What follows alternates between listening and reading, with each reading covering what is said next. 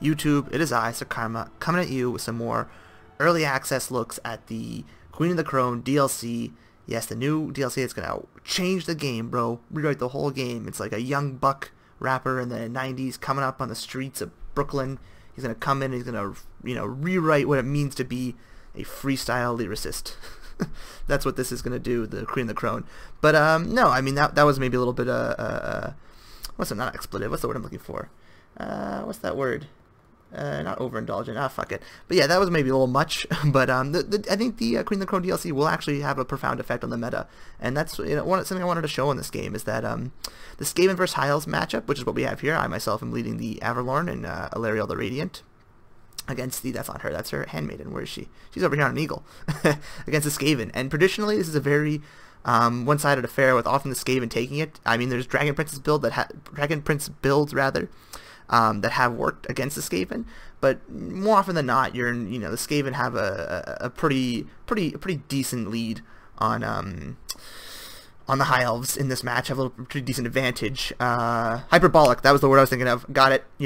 Maybe maybe a minute late, but hyperbolic, that was the word. Eventually I get there. That's Sakarma's guarantee. Not always on time, not always pleasurable, not always satisfying, but eventually it gets you there.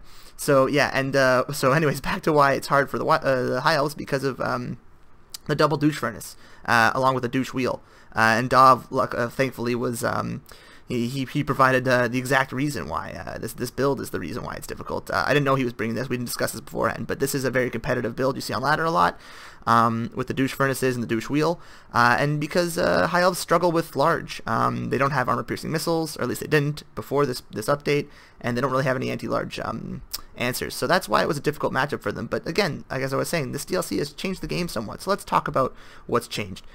So first, let's look at Dryads. So Dryads are a huge addition to the High Elves. Pardon me.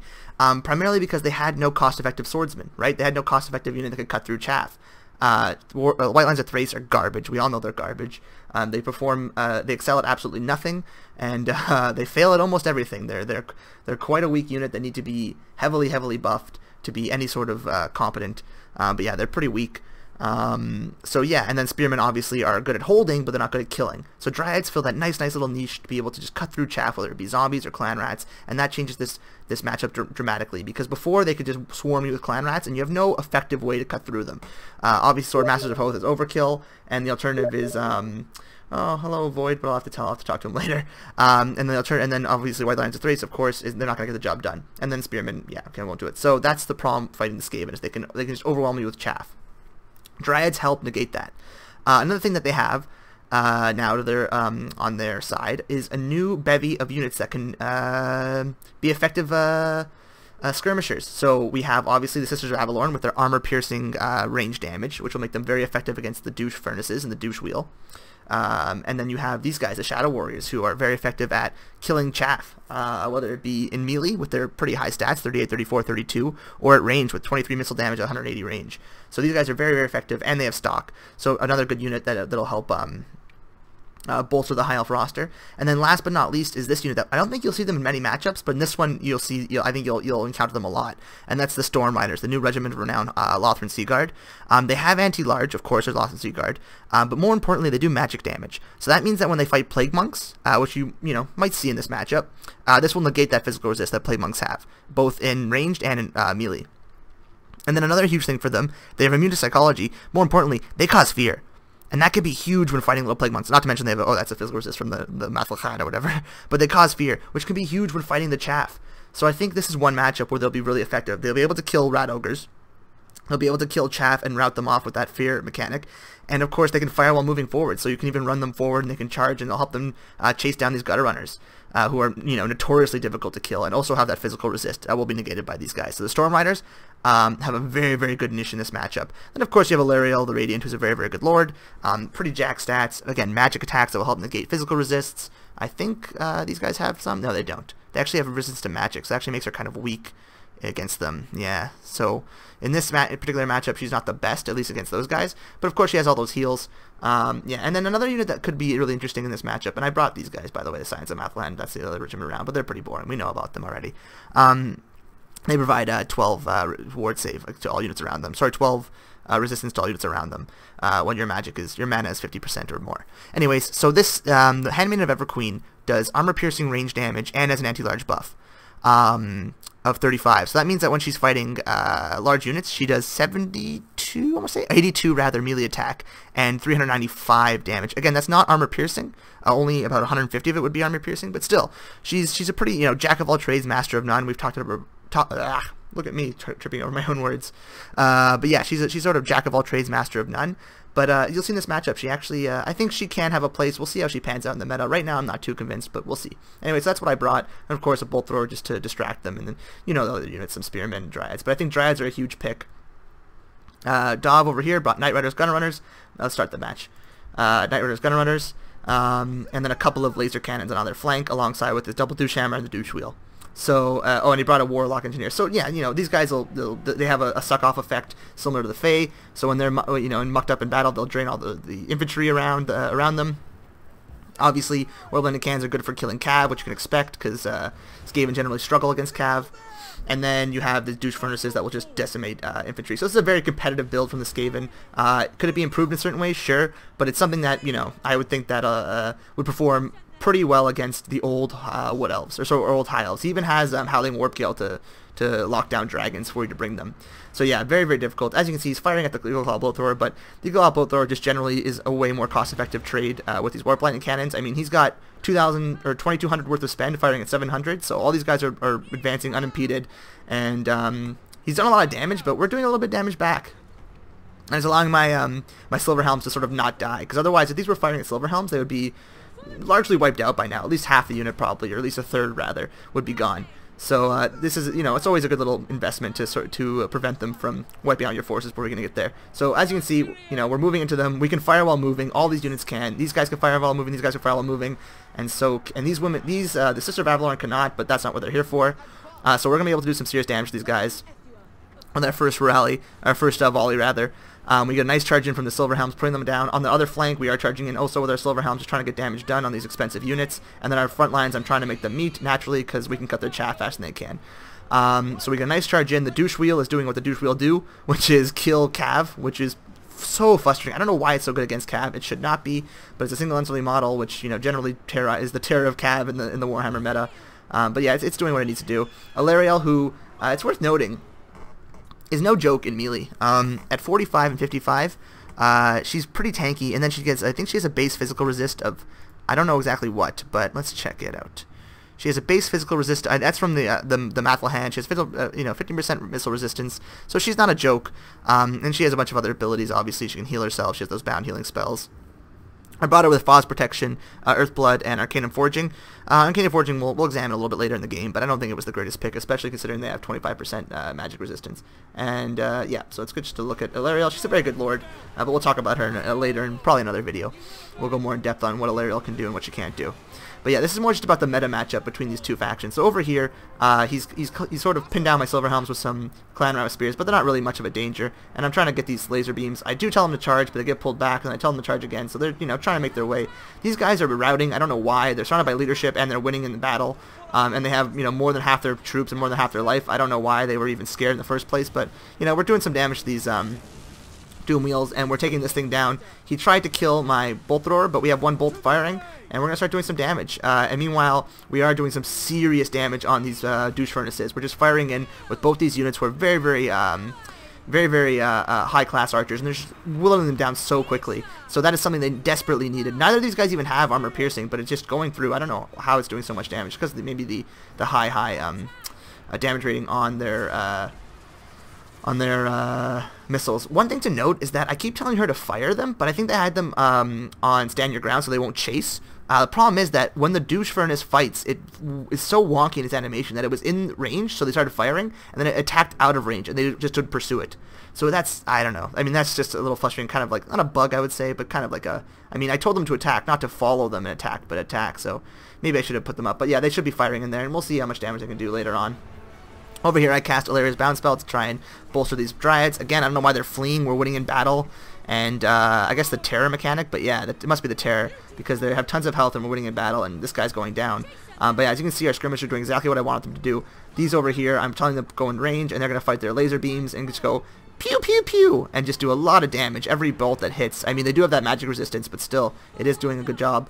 And then I want to take a look at... So over here, let's just, quick talk about what's going on in the battle here. His clanmates have engaged my Shadow Warriors, but of course that's not going to end well for them. 38, 34, 32 versus 24, 26, 26. So they are heavily are going to outmatch them in battle, not to mention I have all these support troops. So this flank is pretty much won. The one douche furnace is taken care of, again, in relative short order. In the old game, in the old build rather, right before this DLC, you'd have a lot of trouble dealing with that. You need that 2 noble build, or you need a lot of heavy fire on it, or you need maybe a Dragon Prince.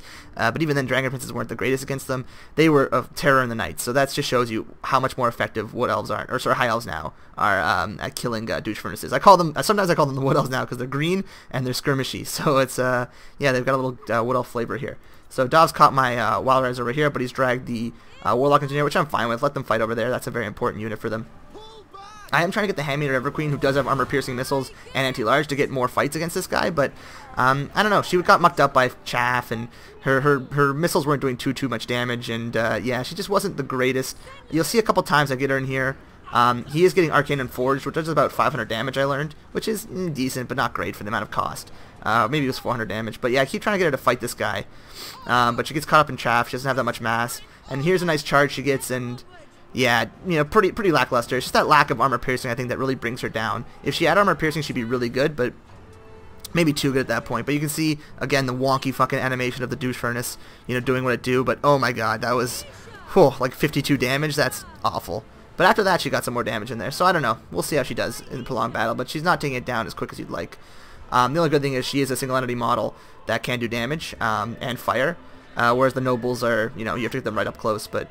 And they have comparable stats to the nobles, so it's hard to say who's the better pick overall. Right now, I'd say the nobles. Dov has charged his Gutter Runners against the Sisters of Adelorn, but of course their stacks are jacked at 38, 50, and 26. I mean, they're poisoned, so that's why some of that damage is down. But yeah, that's not going to be a good battle for them in melee or in ranged. So I'm totally fine with that fight.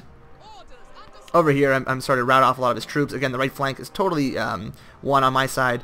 The Handmaiden of the Everqueen is just running around, doing what she do. I think she just pooped green fire on that guy and, sent him down to the underworld, the Under Empire, rather, and a body bag, because she's hardcore. Over here, Illyria is, just flying around, trying to find a place to fight. We're having a little, standoff here, a little rap battle, but instead of words, we're using, laser beam arrows and... slings, or do they have shurikens? I forget. Oh, these guys have shurikens, little ninja rats. That's right. He casts a Howling Warp Gale, but at this point the battle's pretty much over. You can see the balance bars are heavily in my favor. The right flank is completely won. My lord is, she's at the healing cap almost, but his lord is very nearly dead. So Dov decides to call it quits and leaves. And yeah, GG to him. And obviously the dreaded Dov Plays is a very famous YouTuber of whom I will put in rather, I hate when people say whom. I don't know why I did it myself. Who's channel I will link in the description, although you're probably already subscribed to him if you're watching us. So let's talk a little about what I mean by the new meta for the High Elves. So let's go. Well, you look at the the tail here. Nothing really stands out. These guys got 55 kills, which is a lot. Shadow Warriors 56. A lot of that was in melee as well. They get into chevrons, so good work on them. Of course, Silver Helms are solid in this matchup. Pardon me. But most importantly, the douche furnace. The douche wheel and the 2 douche furnaces collectively got about 31. 45 kills, which is terrible considering how dangerous they are. Oh, sorry, not even. That's the other douche furnace. So it's 20. So 29. Yeah. So we're watching Sakarma do math. This is very embarrassing. 43 kills collectively, which is awful. So much spend in there, and all these units, which can be absolute terrors, which can run over entire front lines of melee. But with this new look High Elves, we were able to shut that down pretty effectively. So that's worth noting. The dreaded high elf difficulties with large units might be over. So what did I want to talk about? First, obviously this video is going on a little long, but it's a meta discussion, so I want to, put some more time into it. So again, these guys are going to be very good, I think, in this matchup, and blah, blah. You heard me talk about that. But I think most importantly, there's 2 things I want to note. First, the High Elves have a lot of options for kiting. We're going to talk about that in another video, in a future video I'm going to make, this time against Jontan. And we're going to talk about how that's going to change up the meta in the future. But one thing I want to note is what's really cool is that we're seeing CA start to put out factions that have faction-specific units. So you have, of course, where is it? Let's go to, you have Nargothrond, who are the only faction with the who have the Shadow Walkers unlocked. Nobody else gets Shadow Walkers, and they're just a better version of Shadow Warriors in pretty much every way. They're a very, very good unit. So yeah, so these guys have the Shadow Walkers unlocked, and then of course you have Averlorn, who have the Dryads, which I mentioned earlier are a huge boon to them. And I think that's a really cool direction. And of course there's Ark in the Black's faction, whatever it's called, Followers of Nagash, which have the vampire units. So I think that's a really cool direction that CA is taking the game, and that's really diversifying the factions even more, like making them into subsets. So instead of just having, oh man, the music's loud. I'm gonna turn the music down a bit, guys. Sorry, it's bothering me. It bothers me. Why is it so loud? There we go. Lower. Lower! So, let's go back to custom screen. So, what I like about this is that it really, you know, it makes you make a decision on the battle screen, which I think really profoundly affects the game in that, okay, so if I want Dryads, I have to choose Averlorn. If I choose Averlorn, that means I'm only going to take Illyriel the Radiant or a generic Prince or Princess. Whereas if I go High Elves, I can take Illyriel. They don't know, or I could take Teclis, or I could take Tyrion. However, I don't have access to those Dryads. So it's a very interesting sort of, you know, meta game at the picking screen. So are they going to go High Elves, or are they going to go Averlorn?